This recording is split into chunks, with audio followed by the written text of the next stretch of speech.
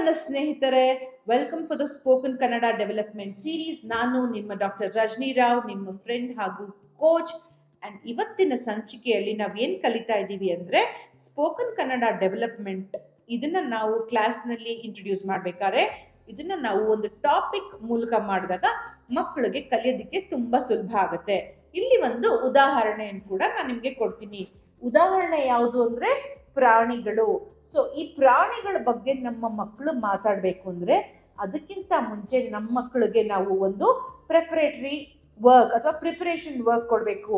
ಅದು ಯಾವುದು ಅಂದ್ರೆ ಪ್ರಾಣಿಗಳ ಬಗ್ಗೆ ಹಾಡುಗಳು ಅಥವಾ ಚಿಕ್ಕ ಪದ್ಯಗಳು, ಇಂಗ್ಲಿಷ್ನಲ್ಲಿ ನಾವು ನರ್ಸರಿ ರೈಮ್ಸ್ ಅಂತ ಏನು ಹೇಳ್ತೀವಿ ಅಲ್ವಾ, ಈ ತರ ರೈಮ್ಸ್ ನ ಹೇಳಿ ನಂತರ ಆ ರೈಮ್ಸ್ ಮುಖಾಂತರ ಕೆಲವು ಪ್ರಾಣಿಗಳ ಹೆಸರನ್ನ ಚೆನ್ನಾಗಿ ಅಭ್ಯಾಸ ಮಾಡಿದ್ಮೇಲೆ ಪ್ರಾಣಿಗಳ ಬಗ್ಗೆ ನಾವು ಸ್ಪೋಕನ್ ಕನ್ನಡ ಡೆವಲಪ್ಮೆಂಟ್ ಆಕ್ಟಿವಿಟಿನ ತಗೊಳ್ಬೋದು.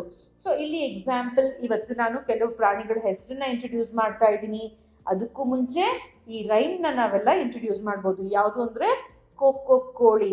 ಬನ್ನಿ ಇವತ್ತು ನಾನು ಹೇಳ್ತೀನಿ, ನನ್ನ ಜೊತೆ ನೀವು ಹೇಳಿ. ಕೊಕ್ಕೊ ಕೋಳಿ ಬೆಳಗಾಯ್ತು ಏಳಿ, ಬೌ ಬೌ ನಾಯಿ ಸಾಕು ಮುಚ್ಚು ಬಾಯಿ, ಮಿಯಾವ್ ಮಿಯಾವ್ ಬೆಕ್ಕು ಕದ್ದು ಹಾಲು ನೆಕ್ಕು, ಅಂಬ ಅಂಬ ಕರುವೆ ಹುಲ್ಲು ಹೊತ್ತು ತರುವೆ, ಬುಸ್ ಬುಸ್ ನಾಗ ಮನೆಗೆ ಹೋಗು ಬೇಗ. ಸೊ ಈ ಒಂದು ರೈಮ್ನ ನಾವು ಮಕ್ಕಳಿಗೆ ಹೇಳಿದಾಗ ಈ ರೈಮ್ನಲ್ಲಿ 4-5 ಪ್ರಾಣಿಗಳ ಇಂಟ್ರೊಡಕ್ಷನ್ ಆಗ್ಬಿಟ್ಟಿದೆ.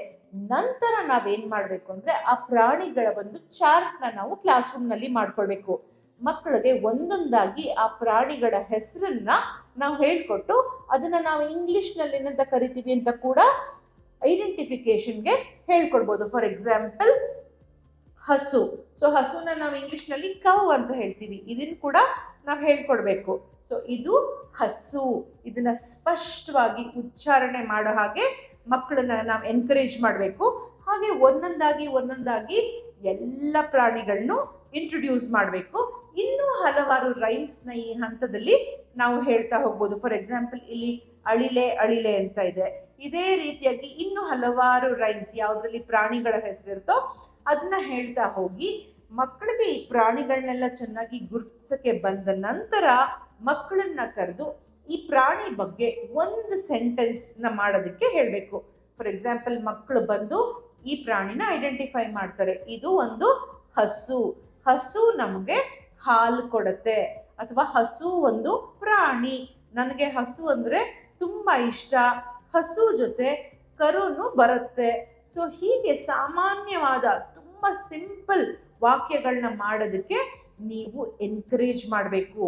ಈ ಒಂದು ಆಕ್ಟಿವಿಟಿನ ಮಾಡೋಕ್ಕೆ ಮುಂಚೆ ಟೀಚರ್ ಆಗಿ ಇದನ್ನ ಇಂಟ್ರೊಡ್ಯೂಸ್ ಮಾಡ್ತಿರಲ್ಲ ನೀವು, ಹಸು, ಮೊಲ, ಮೇಕೆ, ಹೀಗೆ ಅವಾಗ ಮಕ್ಕಳಿಗೆ ಈ ಪ್ರಾಣಿಯ ಬಗ್ಗೆ ಒಂದು 3-4 ಇನ್ಫಾರ್ಮೇಶನ್ ಕೂಡ ನಾವು ಮುಂಚೆನೆ ಕೊಟ್ಟಿರ್ಬೇಕು. ಹಸು ಇಂಟ್ರೊಡ್ಯೂಸ್ ಮಾಡಿದಾಗ ಇದನ್ನ ನಾವು ನಮ್ಮ ಪರಿಸರದಲ್ಲಿ ನೋಡ್ತೀವಿ. ಇದಕ್ಕೆ ಹುಲ್ಲು ಅಂದ್ರೆ ತುಂಬಾ ಇಷ್ಟ, ಹುಲ್ಲಿನ ಜೊತೆ ಬಾಳೆಹಣ್ಣು ಕೂಡ ಹಸು ಇಷ್ಟಪಟ್ಟು ತಿನ್ನತ್ತೆ, ನಮ್ಗೆ ಹಸು ಹಾಲು ಕೊಡುತ್ತೆ. ಹೀಗೆ ಬೇರೆ ಬೇರೆ ಇನ್ಫಾರ್ಮೇಶನ್ ನಾವು ಇಂಟ್ರೊಡಕ್ಟರಿ ಹಂತದಲ್ಲಿ ಕೊಟ್ಟಾಗ ಮಕ್ಕಳು ಇದ್ರ ಬಗ್ಗೆ ವಾಕ್ಯ ರಚಿಸ್ಬೇಕಾದ್ರೆ ಅದನ್ನೆಲ್ಲ ನೆನಪು ಮಾಡಿಕೊಂಡು ಅದನ್ನ ಹೇಳೋದಕ್ಕೆ ಪ್ರಯತ್ನ ಪಡ್ತಾರೆ. ಸೊ ಈ ಒಂದು ಆಕ್ಟಿವಿಟಿನ ಬೇರೆ ಬೇರೆ ಟಾಪಿಕ್ಗಳಿಗೆ ನಿಮ್ಮ ಕ್ಲಾಸ್ನಲ್ಲಿ ಮಾಡಿ ಮಕ್ಕಳಲ್ಲಿ ಸ್ಪೋಕನ್ ಕನ್ನಡ ಡೆವಲಪ್ಮೆಂಟ್ನ ನೀವು ಕೂಡ ಹೆಚ್ಚಿಸ್ಬೋದು.